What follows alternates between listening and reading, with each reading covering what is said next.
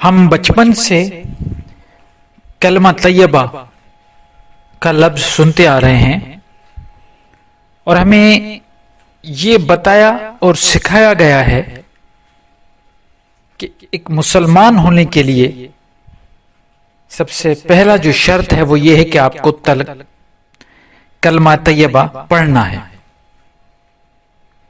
کلمہ طیبہ کون سا ہے یہ ہم سب کو معلوم ہے، چھوٹے بچے جو ہیں ان کو بھی یاد ہے. لا الہ الا اللہ محمد رسول اللہ. اب کچھ فرقوں میں جیسے شیعہ جو فرقہ ہے اس میں لا الہ الا اللہ محمد رسول اللہ علی الولی اللہ علی الوسی اللہ، تھوڑی اس میں انہوں نے اپنی ایڈیشن کی ہے. اس کی حقیقت یہ ہے کہ کلمہ، پہلے ہم بات کریں گے کلمہ ہے کیا. ہمیں کیونکہ ہم نان عرب ہیں، اجمی ہیں، ہم ہر چیز کو، کیونکہ ہمیں عربی آتی نہیں تو ہم اس کو جو کلمہ لفظ ہے اس کو ایسے مقدس لے لیا ہے کہ ہمیں یہ لگتا ہے کہ کلمہ لفظ کی معنی ہی شاید یہی ہے لا الہ الا اللہ. حالانکہ کلمہ عربی میں سینٹینس کو کہتے ہیں. پہلے حروف آتے ہیں الف با تا ثا، اس کے بعد یہ حروف جب ملتے ہیں تو اسم بناتے ہیں. کوئی بھی نام، میں عربی کی بات کرنا ہوں، کوئی بھی نام بن جانا، کوئی فعل بن جانا، تو یہ اسم ہو جاتے ہیں. جب دو اسم یا دو فعل ملتے ہیں تو کلمہ بن جاتا ہے. کلمہ مطلب سینٹینس. تو یہ بھی تو ایک حقیقت ہے، لا الہ الا اللہ محمد رسول اللہ بھی ایک سینٹینس ہے.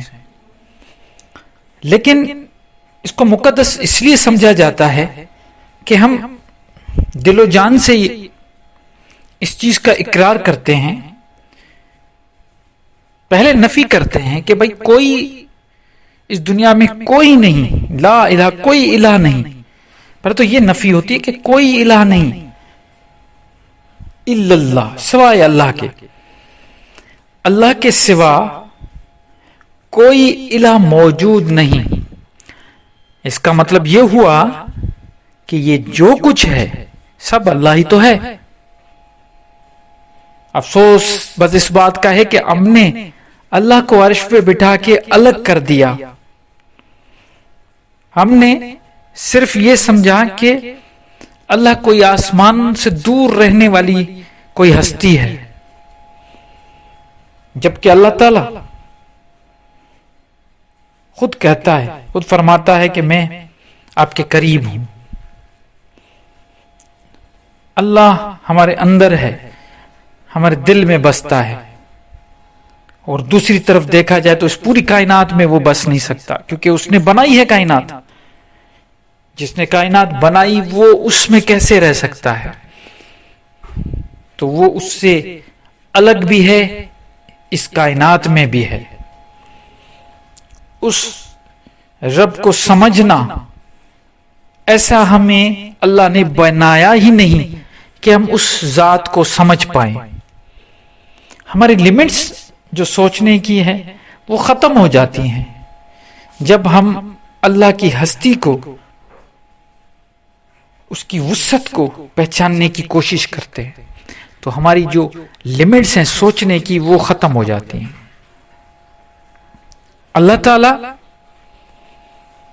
ہر جگہ ہے لا الہ الا اللہ محمد رسول اللہ. اس کے بعد ہم نے قرآن میں ہمیں بتایا گیا کہ محمد اللہ کا رسول ہے، کیونکہ یہ جو کچھ ہمیں قرآن ہمارے تک پہنچا ہے یہ محمد کی صورت میں ان کے ذریعے ہی پہنچا. تو یہ کلمہ، اس کلمے کو صرف پڑھنا نہیں ہے، اس کلمے کی حقیقت کو سمجھنا ہے اور اس کو فالو کرنا ہے. اب دیکھیے کیسے.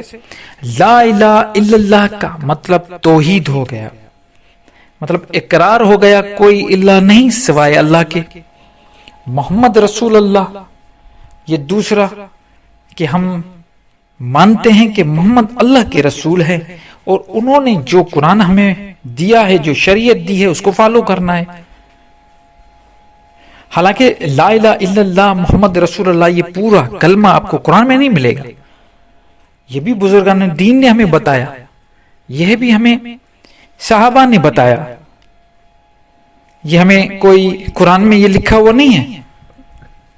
لیکن اس کا فلسفہ سمجھنے کی کوشش کیجئے، اس کا فلسفہ بڑا کلیئر ہے۔ اقرار کرنا ہے توحید کا ایک حصہ، اقرار کرنا ہے رسالت کا دوسرا حصہ، نفی کرنی ہے یہ جو الہ بنے ہوئے ہیں، فرعون بنے ہوئے ہیں، ان سب کی نفی کرنی ہے، اور اقرار اللہ کا کرنا ہے، اس کی وحدانیت کا کرنا ہے، اور جو بھی کتاب ہیں ان سب کی نفی کر کے قرآن کا اقرار کرنا ہے۔ محمد نے جو کتاب دیا وہ صرف قرآن ہے، اور اس کو ہی فالو کرنا ہے، اسی کی شریعت کو ہمیں پکڑنا ہے، اور کسی صورت میں کسی دوسرے کتابوں کی طرف ہمیں نہیں جانا۔